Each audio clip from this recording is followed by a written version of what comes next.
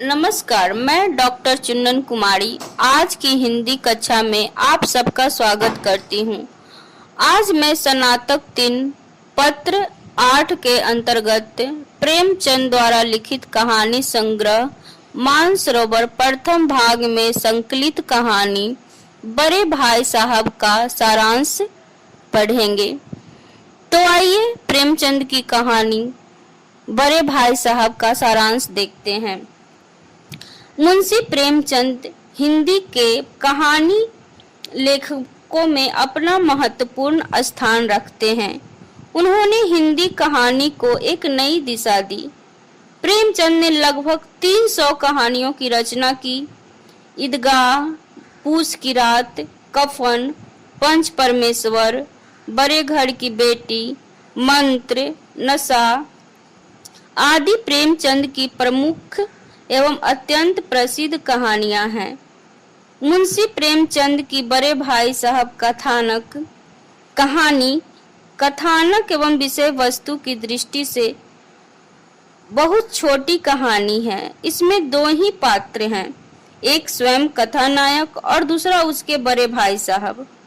प्रेमचंद की यह कहानी बहुत ही रोचक है। बड़े भाई साहब का चित्र उतारते हुए लेखक ने हास्य और व्यंग का बहुत ही सुंदर मिश्रण प्रस्तुत किया है। कथानायक से उसके बड़े भाई साहब 5 साल बड़े थे, किंतु 3 दर्जे ही आगे थे। दर्जे मतलब 3 क्लास आगे थे। दोनों भाइयों ने एक ही आयु में पढ़ना आरंभ किया था। दोनों एक हॉस्टल में रहते थे और बड़े भाई होने के नाते बड़े भाई साहब को छोटे भाई की देखरेख और निगरानी का पूरा अधिकार था और वे अपने खिलाड़ी भाई को हर तरह से समझाने में कुशल थे। बड़ा भाई एक कक्षा कभी 2 वर्ष में तो कभी 3 वर्ष में पास करता था, जबकि छोटा भाई बुद्धिमान था। छोटे की अवस्था अभी 9 वर्ष की थी, जबकि बड़े की 14 वर्ष की। आयु के इस अंतर के कारण बड़ा भाई छोटे को उसकी त्रुटियों के लिए डांटता रहता था। शिष्टता के नाते छोटे भाई को बड़े भाई की डांट सुननी पड़ती थी। बड़े भाई साहब हरदम किताबें खोले बैठे रहते थे एवं दिन रात पढ़ाई में लगा रहता था, पर पढ़ने के समय पढ़ने के बजाय अपनी कॉपियों पर बिल्लियों, चिड़ियों व कुत्तों की तस्वीरें बनाता था। यानी कि पढ़ने से ज्यादा वह इधर उधर की कार्य में व्यस्त रहते थे। कहीं एक ही नाम या शब्द 10 बार लिखा होता था, कभी एक शेर की कई बार सुंदर अक्षरों में नकल करता, कभी ऐसी शब्द रचना लिखी मिलती जिसका कोई अर्थ न होता, न उन वाक्यों में कोई सामंजस्य होता। छोटा भाई अर्थात कथानक उसकी रचनाओं को समझने में असमर्थ था। यही कारण था कि बड़े भाई साहब को एक दर्जे में उन्हें 2-2, 3-3 साल लग जाते थे। छोटा भाई जब मौका पाता खेलने निकल जाता। भाई साहब की डांट फटकार सुनने को मिलती तो खेल कूद की धुन को छोड़कर टाइम टेबल भी बना डालता, पर इस पर अमल नहीं हो पाता था। जैसे मृत्यु के समय व्यक्ति मोह माया के बंधन से मुक्त नहीं हो पाता, ठीक उसी प्रकार छोटा भाई डांट और फटकार खाकर भी खेल कूद का तिरस्कार नहीं कर पाता था। उसका मन पढ़ने में न लगकर खेल कूद में अधिक लगता था, पर घर के भीतर जाते ही बड़े भाई की से सामना होता। वह तुरंत डांट कर पूछता कि तुम अभी तक कहाँ थे। उसका भय के कारण मौन रहना अपराध स्वीकारने का लक्षण था। बस रोष भरे शब्दों में बड़े भाई साहब का भाषण प्रारंभ हो जाता। अंग्रेजी पढ़ना हंसी खेल नहीं है, इस प्रकार पढ़ने से कभी ना आएगी। रात दिन आंखें फोड़ने से ही यह विद्या आती है।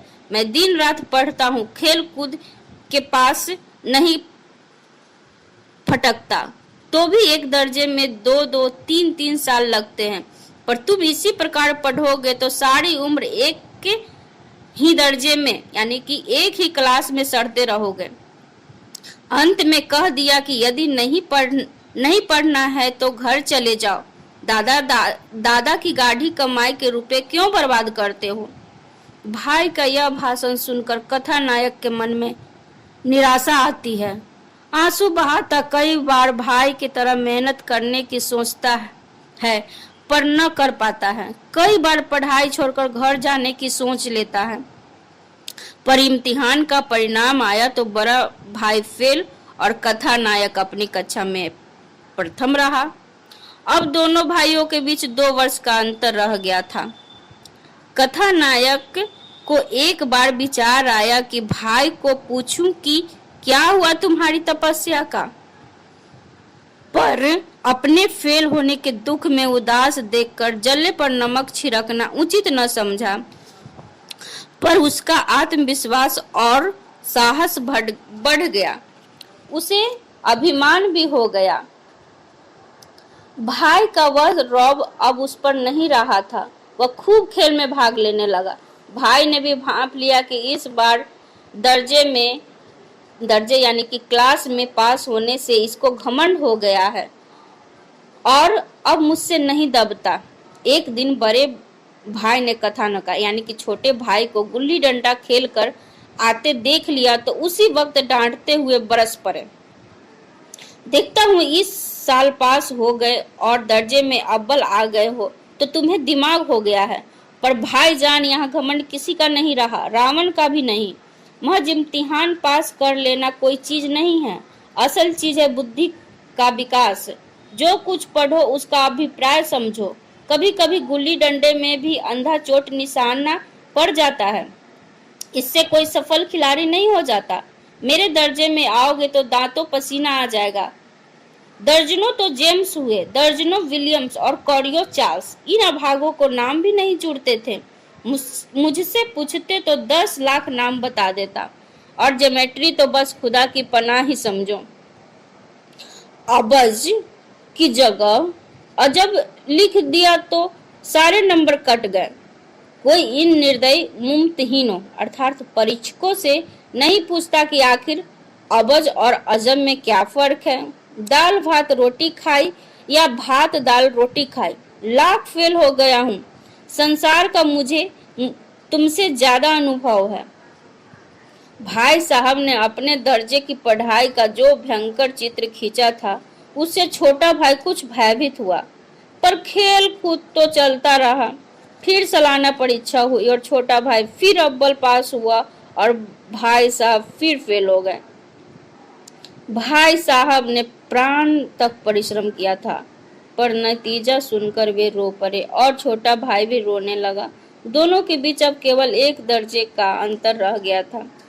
अब भाई साहब कुछ नर्म पड़ गए। छोटे भाई ने कुछ अधिक विश्वास के साथ कनकौवा अर्थात पतंग उड़ाने और लूटने में व्यस्त रहने लगा। एक दिन संध्या समय छोटा भाई हॉस्टल से दूर एक कनकौवा लूटने बेतहाशा दौड़ा जा रहा था। तभी बाजार से लौटते हुए भाई साहब से मुठभेड़ हो गई और उन्होंने फिर एक बड़ा सा लेक्चर झाड़ा। इन बाजारी लंडों के साथ धेले के कनकौवे के लिए दौड़ते तुम्हें शर्म नहीं आती? तुम्हें इसका भी कुछ लिहाजा नहीं कि 8वीं जमात में आ गए हो और मुझसे केवल 1 दर्जा नीचे हो? आखिर आदमी को कुछ तो अपनी पोजीशन का ख्याल करना चाहिए। एक जमाना था कि लोग 8वां पास करके तहसीलदार हो जाते थे। मैं तुमसे 5 साल बड़ा हूँ और चाहे तुम मेरी जमात में आ जाओ और परीक्षकों का यही हाल रहा तो निसंदेह अगले साल तुम मेरे समकक्ष हो जाओगे और शायद 1 साल बाद मुझसे आगे भी निकल जाओ। लेकिन मुझ में और तुम में जो 5 साल का अंतर है उसे तुम क्या खुदा भी नहीं मिटा सकता। समझ किताबें पढ़ने से नहीं आती, दुनिया देखने से आती है। हमारी अम्मा ने कोई दर्जा नहीं पास किया। दादा भी शायद 5वीं 6ठी जमात से आगे नहीं पढ़े। उन्हें दुनिया का हमसे ज्यादा तजुर्बा है और रहेगा। मेरे देखते तुम बेराह नहीं चलने पाओगे। अगर तुम न मानोगे तो मैं थप्पड़ दिखाते हुए इसका भी प्रयोग कर सकता हूँ।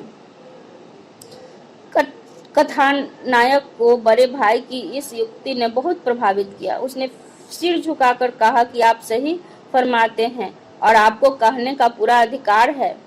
भाई साहब ने उसे गले से लगा लिया, कहा कि मैं तुम्हें कनकौवे उड़ाने को मना नहीं करता, मन मेरा भी ललचाता है, पर मैं ऐसा करूंगा तो तुम्हें कैसे रोक सकता हूँ। उसी समय एक कनकौवा उड़ता उनके ऊपर से गुजरा। भाई साहब लंबे तो थे ही, उछलकर उसकी डोर पकड़ ली और बेतहाशा हॉस्टल की ओर दौड़े। कथानायक भी उनके पीछे पीछे दौड़ता चला गया। अब हम लोग कहानी की शिल्पगत विशेषताओं के विषय में जानते हैं। बड़े भाई साहब कहानी व्यंग्यात्मक एवं चरित्र प्रधान है। इसका कथानक बहुत संक्षिप्त है, संवाद भी इसमें नहीं है। यह कहानी आत्मकथात्मक एवं वर्णनात्मक शैली में लिखी गई है। संपूर्ण कथा दो ही पात्रों के इर्द गिर्द घूमता रहता है। दोनों के चरित्र में तुलनात्मक अंतर है। कथानायक बुद्धिमान है, बड़ा भाई पढ़ने में कमजोर है। यह कहानी व्यंग्यात्मक होने के कारण लेखक इसके माध्यम से कुछ संदेश देना चाहते हैं। कथा सम्राट मुंशी प्रेमचंद जो बात सीधा नहीं कह सकते, वह बात इन पात्रों के माध्यम से कहते हैं। जैसे केवल रात दिन पुस्तकें पढ़ना पर्याप्त नहीं होता, उनको समझने की सामर्थ्य भी होना चाहिए। यह लेखक का समझाने का उद्देश्य है। परीक्षा पास करना और पढ़ना दोनों में अंतर है।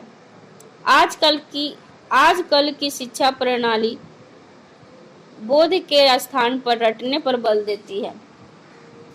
जीवन का अनुभव अवस्था के साथ आता है, वह अधिक महत्वपूर्ण है, केवल शिक्षा से प्राप्त नहीं होता। सही बात है। जैसे जैसे आदमी का अवस्था बढ़ते जाता है, उसके अनुभव में भी बढ़ोतरी होती है। जो क्रियात्मक रूप में असफल रहते हैं, वे भाषण देने में अधिक चतुर होते हैं। यह बात बड़े भाई साहब के ऊपर भी लागू होता था। खुद तो पास होते नहीं थे और बड़े छोटे भाई को भी लंबे लंबे भाषण जड़ते रहते थे। कथनी और करनी में समानता होनी चाहिए। केवल उपदेश देना पर्याप्त नहीं होता है। विपरीत आचरण करने वाले के उपदेश का कोई प्रभाव नहीं होता। प्रस्तुत कहानी व्यंग्यात्मक होने के कारण इसमें हास्य का कूट भी है। बड़े भाई साहब के भाषण में बहुधा पाठक या श्रोता को हंसी भी आती है। इस कारण इस कहानी में रोचकता बनी रहती है। कथानक का विकास स्वाभाविक गति से होता है। प्रमुखता की दृष्टि से बड़े भाई साहब का चरित्र इसमें प्रधान है। इस दृष्टि से प्रस्तुत कहानी का शीर्षक भी उपयुक्त है। संवाद न होने से कथोपकथन के गुण दोष पर कुछ कहना संभव नहीं है। इसकी भाषा सहज एवं सरल है। पात्रों के अनुकूल ही भाषा का गठन किया गया है। लेखक उर्दू के अच्छे जानकार होने के कारण उनकी इस कहानी पर भी उर्दू का प्रभाव है। लोहे के चने चबाना, नजर बचाना, नाम न जुड़ना, अंधे के हाथ बटेर लगना आदि मुहावरों और लोकोक्तियों से यह कहानी मनोरंजक यानी कि चटपटी बन पड़ी है। इन गुणों के होते हुए यह कहानी का महत्व बहुत ही बढ़ जाता है। धन्यवाद।